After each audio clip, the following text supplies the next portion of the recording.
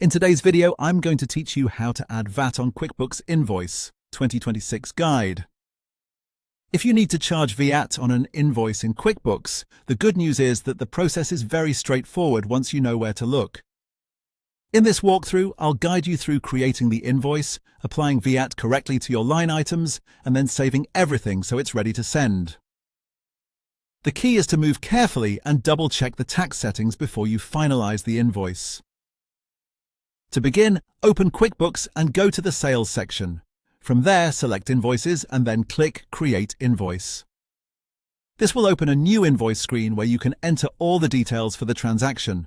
If you're creating invoices regularly, this is the main area you'll use whenever you need to bill a customer.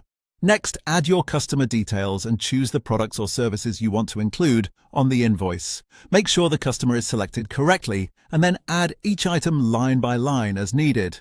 This part is important because VAT is usually applied based on the specific products or services listed, so you want to confirm that everything on the invoice is accurate before moving on.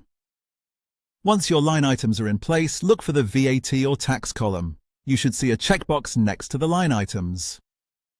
Mark that checkbox so VAT is applied to the relevant items.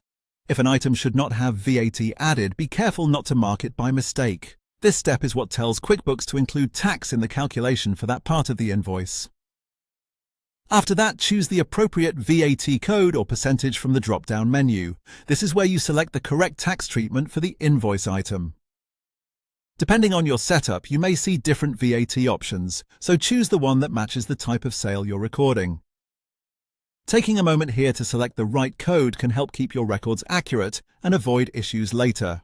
Now review the calculated VAT total on the invoice. QuickBooks will automatically work out the VAT amount based on the selected code or percentage, so check that the total looks correct before finishing. It's always a good idea to scan the invoice one last time to make sure the customer details, items, and tax amounts all appear as expected. When everything looks good, click Save and Send if you're ready to email the invoice right away, or choose Save and Close if you want to keep it on file and send it later. And that's how to add VAT on a QuickBooks invoice.